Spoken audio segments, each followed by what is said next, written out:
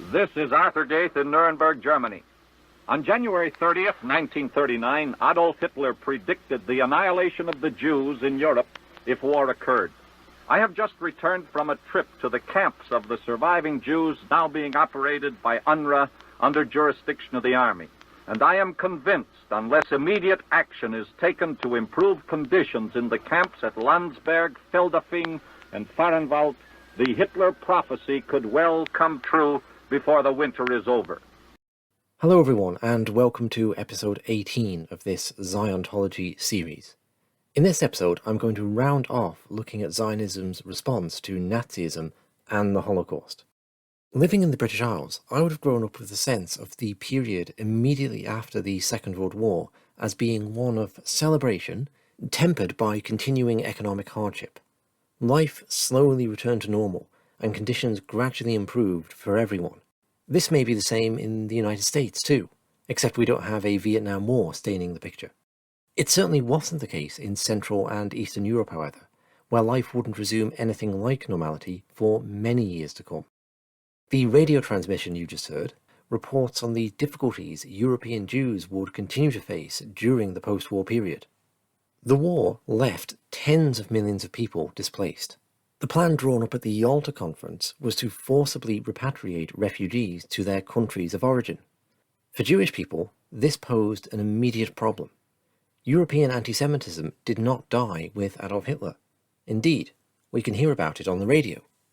Today, the American occupation zone has become the haven of thousands of persecuted Jews fleeing Poland and other areas of Eastern Europe. In Munich, which is actually the gathering center of continental European Jewry, on an average of 300 of these Jews are arriving daily. They come, many of them with their faces lighted with fear. Some of them had gone back to their homes after being freed from concentration camps, only to find they were not wanted. They bring back reports of violence from such towns as Lodz and Krakow. They tell of stones having been thrown through their windows, of threatening letters promising death if they do not leave in 24 hours. Bruised and decimated after 6 years of Hitler, they still have no peace. Jews returning home to Poland did not necessarily receive a warm welcome. Sometimes this was for practical reasons. Not expecting to see them again, their neighbours had stolen their property and didn't want to give it back. Alternatively, violence was also motivated by old-fashioned blood libels. This was the case in the Kielce pogrom, sometimes called Europe's last pogrom, at least until Maccabi Tel Aviv played football in Amsterdam last year. In 1946, 42 Jews, many returning home from concentration camps, were either shot, beaten, or bayoneted to death in Kielce. The violence was sparked by a fabricated accusation that Jews had abducted a child. The number of deaths would have been higher had hospital staff not refused to hand over injured Jews to a baying mob. Isolated murders around Kielce continued for months afterwards. In total, between 1,000 and 2,000 Jewish people were murdered in Poland during the years immediately following the war. This has to be seen in the context of wider violence, as Polish partisans resisted the Soviet takeover of their country. Not all killings were motivated by anti-Semitism, therefore, but a lot of them were. The ruling Communist Party refused to condemn the pogrom as they realised such acts of violence were widely supported by the population.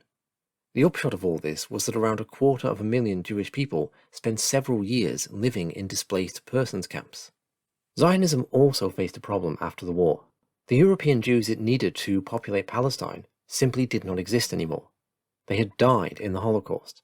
There was an uprising against the British to win, followed by an inevitable conflict with the Arabs. In 1946, Zionist leader David Ben-Gurion stated that, quote, "European Jewry is the anvil upon which we must forge our inevitable and open revolt against the British and distill our aspiration to achieve immediate Jewish sovereignty." End quote. The Zionist leadership had been preparing for this moment since 1943, when they first realised European Jewry was being annihilated. After the war, Zionist agents began working in the camps as part of a wider Jewish relief effort. Due to their preparation, they were on the front foot with this. They faced a problem, however. An initial survey conducted at Dachau indicated that the majority of Jews wanted to return home, with only 15% preferring Palestine. less than the 20% who desired to go to the USA. This was unacceptable to the Zionist movement, and dirty tricks were employed to recruit Jews for Palestine. I will highlight the most salient of them. In 1947, Congressman William Stratton attempted to introduce a bill which would have allowed 400,000 displaced persons to enter the United States over a 4-year period. This included, but was not limited to, Jewish refugees, and made use of unused immigration quotas that had accumulated during the war. In contrast to previous pro-Zionist resolutions, this bill was almost entirely unsupported by Jewish groups. The chairman of the committee questioned whether the Jewish displaced persons would have to be brought to the United States against their will, as he had been told that 95% of them wanted to go to Palestine. This 95% figure had been fabricated in the camps. 3 years later, Rabbi Philip Bernstein confessed to lying to President Harry Truman, whilst knowing full well that most Jewish refugees would have happily gone to America.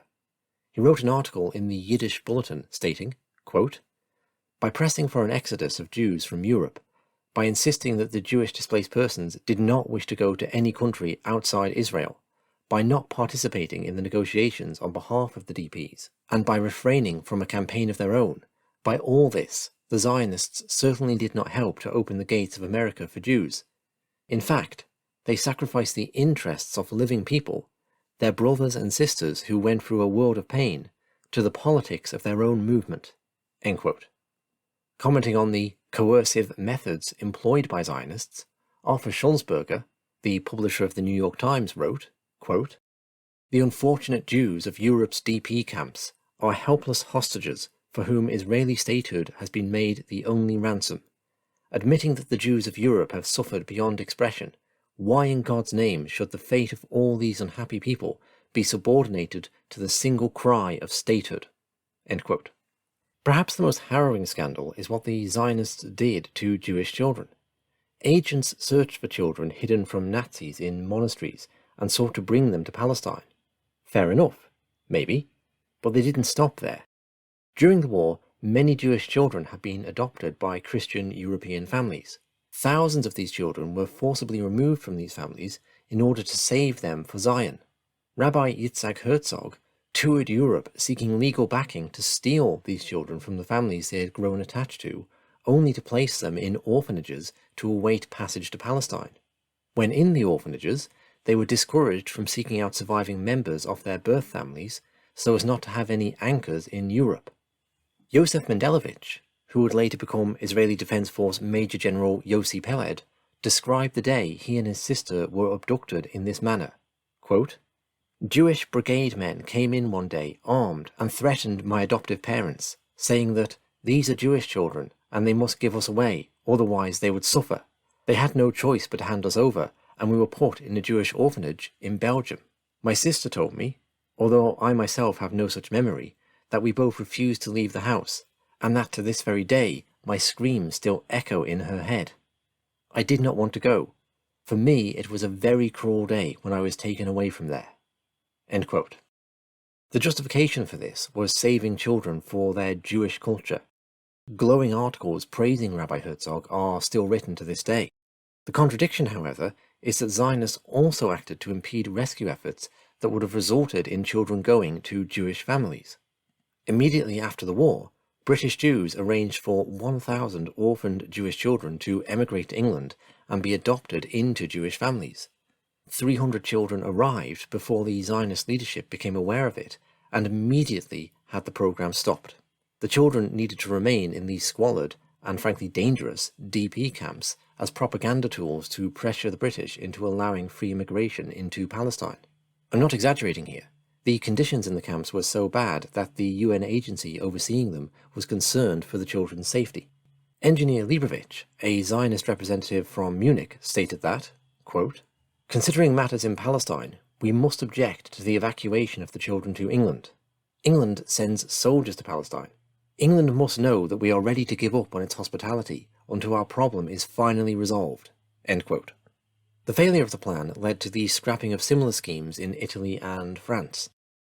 In 1948, with war looming in Palestine, the Zionists became more aggressive in the camps. Somewhat unbelievably, they considered that they had the right to conscript Jewish men between the ages of 17 and 35 to fight against Arabs in Palestine. This is a land neither they, nor probably any of their ancestors, had ever even been to. Nahum Shadmi, a Haganah officer who'd already been involved in a massacre of Palestinian civilians, said, quote, "We compel the Jews of the DP camps to enlist as though they are citizens of Israel, not Germany. Just as Belgium Jews are citizens of Belgium, they are citizens of Israel who are prevented from reaching Israel, but citizens of Israel nonetheless. As soon as citizens of Israel of such and such ages are drafted, the duty is likewise imposed upon the surviving remnant." End quote. Unsurprisingly, camp residents were none too keen on being effectively taken as slaves to fight in a foreign war. Sanctions were therefore imposed on those failing to do their national duty.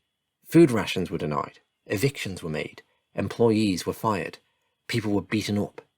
There is even one account of a public flogging of the so-called draft dodger. This all came at a time when, due to the restoration of civilian government, anti-Semitism was on the rise in Germany. DP camps were being attacked by police officers. The Zionists sought to remove the fighting-age males from the camps, whilst leaving the elderly and women and children to fend for themselves. Zionists justified these actions by believing that Jews in the camps were acting under a kind of false consciousness. They just didn't know what was best for them. Rabbi Abraham Klausner, who, it must be said, did a lot of work to improve conditions in the camps, would be captured by this outlook. Quote, "It must be borne in mind that we are dealing with a sick people. They are not to be asked, but to be told what to do. They will be thankful in years to come. Too many times I have been cursed in the evening whilst moving masses of people, only to be thanked in the morning for having transferred them from an abominable site to a more comfortable location." End quote. An editorial in the Bundist, that's the name of the Jewish group which sought integration into various countries, describes this as, quote, "Unbelievable that Jews, the standard victims of fascism and terrorism, would be capable of the kind of violence Zionists in the camps exercise towards their Bundist and other non-Zionist political rivals." End quote. Other Bundists describe themselves as living like medieval Jews once lived in Spain, with the Zionists taking on the role of the Inquisition. This concludes the 4-episode overview of Zionism's response to Nazism and the Holocaust. This period of history remains to this day the justification for why Israel needs to exist as an ethno-state. It stands ready to defend and offer refuge to the Jewish people when it happens again. In reality, the Zionist movement cut deals with the Nazis, blocked the escape of refugees, and persecuted the survivors. Such actions are not a peculiarity of the 1930s and 40s either, when the neo-Nazi regime in Argentina disproportionately tortured and murdered Jews in the 1970s. Israel sold them the weapons to do it. They suppressed criticism of the junta whilst denying refuge to Argentinian Jews with left-wing affiliations. The use of Jews as chattel for Zion also carried on. In the 1980s, the Polish terrorist-turned-Israeli Prime Minister, Yitzhak Shamir, persuaded the United States to stop granting refugee visas to Jews fleeing the Soviet Union. Their real home, he asserted, was Israel. Ultimately, Zionism can never centre its actions around protecting individual Jewish people, because Zionism is a collectivist or fascistic ideology. The needs of Jewish individuals are sacrificable to the needs of the Jewish state. This is why the lives of hostages taken by Hamas have not been a priority for the Israeli government. It's just not the way they think. It's also why there is no reason to suspect Zionism would lift a finger to protect Jews internationally in any future crisis. Thank you for listening. I've drawn on various books for this presentation, but most prominently is Joseph Grodzinsky's In the Shadow of the Holocaust, the struggle between Jews and Zionists in the aftermath of World War II. And just to say thank you to everyone who's donated to keep this series going. Details of how to do so are in the info box, and it's very much appreciated.